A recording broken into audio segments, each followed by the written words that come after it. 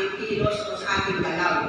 Kaya yung tinatanong na, paano ba natin pag-monitor natin Panginoon ng with excellence? Kaya, di ba sa tawag sa atin ay, ang sa atin ay tinawag upang maglingkod sa ating Diyos. Ngayon, nasa atin na po yung kung paano natin gagampanan yung pagkatawag sa atin ng Lord. So, paano natin mapaglilingkuran ng may excellence sa ating Panginoon? Ano ang magandang po rito sa aming exhort ay how to render an excellent service to God. Dito po natin ito magkakatuan sa Romans 12, verse 11 to 13. Dito po lang tayo ikot sa verse na to, sa verse na to. Sa verse 11, 11 to 13. Sabi po doon, do not be slothful in sin. Be fervent in prayer, in spirit, serving the Lord. So sabi po, na magpakasipat kayo, tayo, at huwag maging tamad, buong puso maglingkod sa Diyos. So, maliwanag po nung nakakasabi ko, na magpakasipat tayo, at huwag tayo maging tamad. Dahil ating pinaglilingkuran, hindi lang po basta tao, no? Siya ang Diyos sa mga Diyos at hari ng mga hari. Kaya ang totoo yung binigyan tayo bilang mga lingkod ng ating Panginoon, binigyan po tayo ng privilege ng ating Diyos na makapaglingkod sa Kanya. Kaya naisip po natin na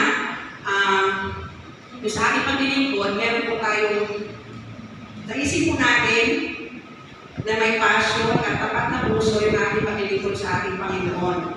Ay pagmamahal yung bali, di ba sabi, pagdatanong po tayo, ano ba, Lord? Di ba malabas sa pagdatanong po sabihin na, yes, amen, we love the Lord. Pero ayun na, kaya yung pagmamahal po na yun, yung po baya, nag-udyok sa atin para palito na natin ang ating Panginoon. Ang totoo na sa ating paglilingkod, dapat maibigay natin yung 100% na ating service sa Lord. At huwag tayong maging kabay, yung nasabi sa salita niya, na huwag tayong maging tamad. Dapat ang totoo yung nag-uumago yung ating puso na paglilingkuran ng ating Panginoon. Amen po. Amen. Praise God. At doon naman po sa 1 Corinthians 15:53, sabi po doon, therefore, my beloved brethren, be steadfast, immovable, always abounding in the work of the Lord, knowing that your labor is not in vain in the Lord. No, so yun po, no, sabi po doon na, kaya nga kung mga minamahal kong kapatid, magpagtatag kayo at huwag magtitinag. Maging masipag kayo sa paglilingkod sa Panginoon, dahil alam ninyo, hindi masasayang inyong pagpapagal para sa Kanya. So, hindi na po, totoo po yun. Dahil kung mahal po natin ang ating Panginoon, ibibigay po natin yung ating pinakamahinang na paglilingkod para sa Kanya. Dahil alam po natin na yung ating ginagawa sa ating Panginoon, hindi po nawawala ng kabukan. Di ba sabi rin po doon sa Luke 19 verse 13, sabi po ng verse na ito, occupy when I come. Di ba nababasa po natin, narinig natin na malapit na po dumating ang ating Panginoon, malapit na kanyang pagbabalik. Kaya ano po na yun nga po, yung i-decide po natin talaga na ibigay yung ating 100% na pag-serve sa ating Panginoon. Dahil di ba sabi nga doon sa mga narinig natin na sa ating pagsunod, laging kalakit po ay blessing. So ano doon nga, so ayun po, no?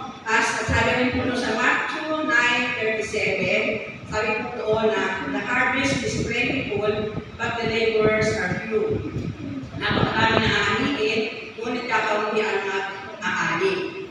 So, doon, sa pagbuyo, dapat talagang lagi natin magsipag, lagi tayo magsipag at huwag din maging tamad upang patuloy tayo makasupport mo sa mga gawain ng ating Panginoon. Dahil doon nga po sa sinasabi ko doon na sa Matthew 9:37 na napakarami na aanihin, subalit kakaunti ang mag-aani. So tayo, bilang po tayo mga lingkod ng ating Panginoon, yung pagkasain po natin na supportan po natin, lalo-lalo na po yung evangelism, na kung saan yung mandato ng ating Panginoon na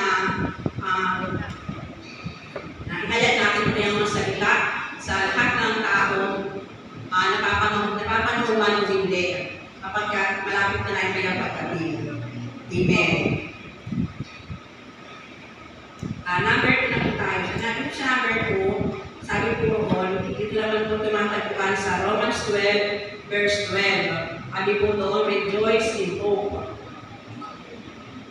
patient in tribulation, and continuing steadfast in prayer. Sabi dito, magdala kayo sa inyong pag-asa. Sinasabi po tayo na dapat magdala sa ating pag-asa sapagkat sino nga ba yung ating pag-asa?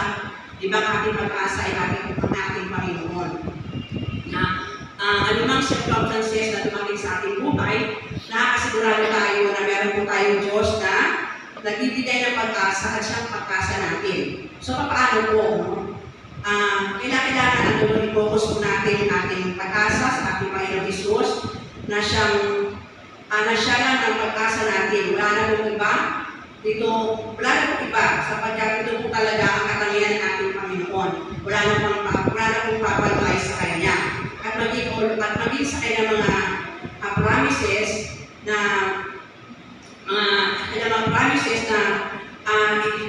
inihayag, natunay nga po na ito po ating panghawakan, paniwalaan at pagtiwalaan ang lahat ng pangako ng ating Panginoon. Dahil ito rin po ay para sa ating ikabubuti. Meron po tayo mga promises sa kanyang hawakan, kaya po na sa anumang sitwasyon ng ating buhay, dahil Panginoon na hindi tayo iwan, hindi kababayaan. Siya ang patuloy na gagawa ng mga paraanan para patuloy na magkaroon ng solusyon yung ating pong mga challenges na kinakaharap. Amen po.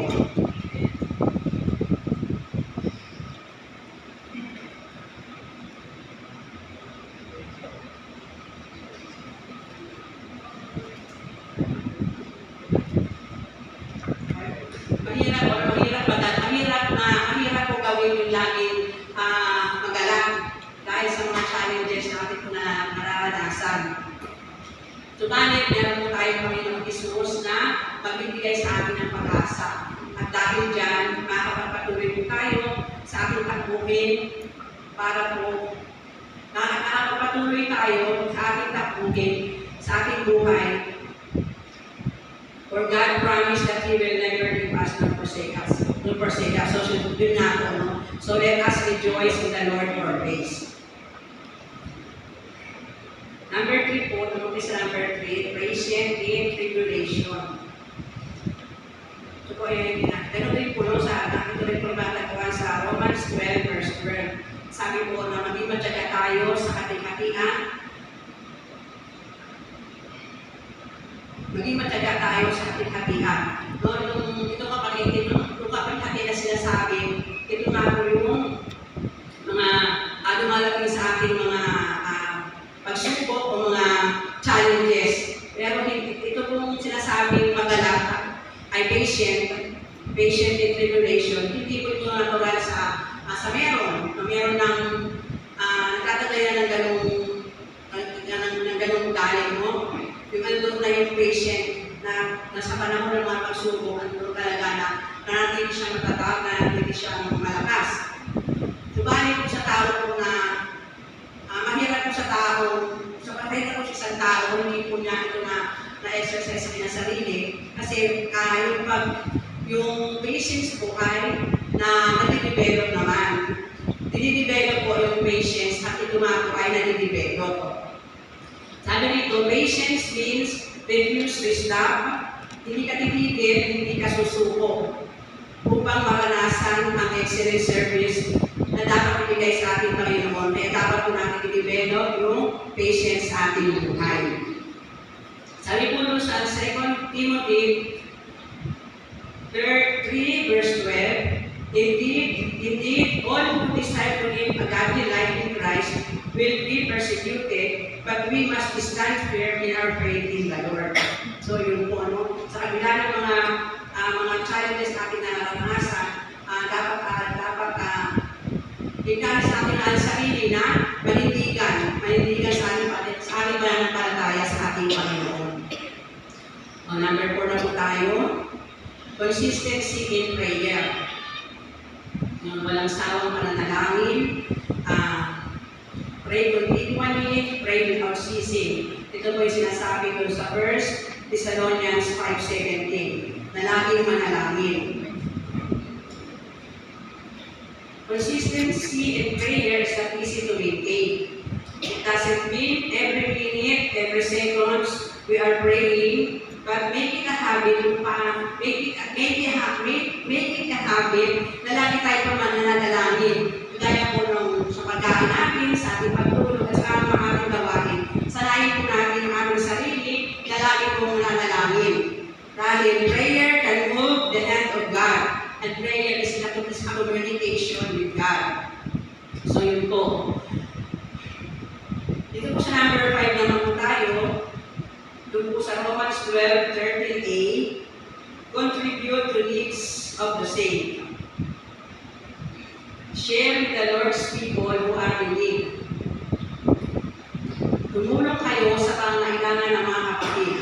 Sabi po doon sa Matthew 25:40, truly I tell you, whatever you did for one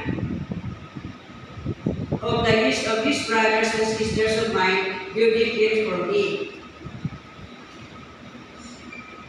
At tuloy po sa sa 1 John, verse 20, letter B, for whoever does not love their brothers and sisters whom they have seen, how can he love God whom he has not seen? Kung ang kapatid na kanya nakikita ay hindi niya magawang ibigin, paano niya may ibig ang Diyos na hindi niya nakikita? So ipakita po natin sa ating kapwa pagtulong sa nangangailangan. Dahil anuman yung ating ginagawa sa ating kapwa, ay ginagawa din po natin ito sa ating Panginoon. Na pagbalaksakitan natin ang ating kapwa, dahil nakikita sa atin ang kaluwalhatian ng Diyos. So yun nga po sabi ko nga na tumulong tayo sa pangangailangan ng ating mga kapatid o ating kapwa. Dahil pag ginawa po natin yun, ginawa rin po natin sa ating Panginoon yun.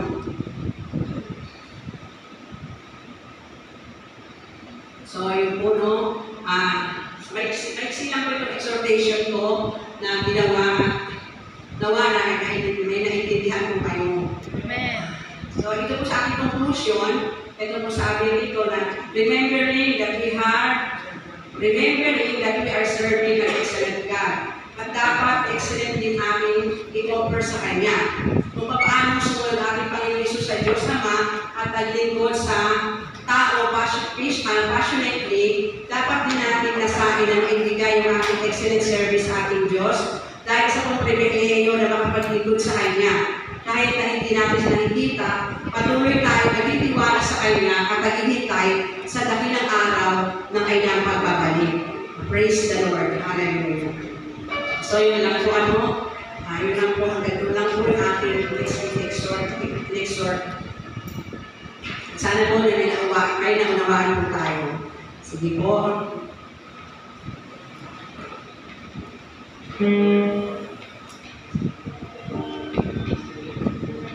Pwede po tayong tumayo.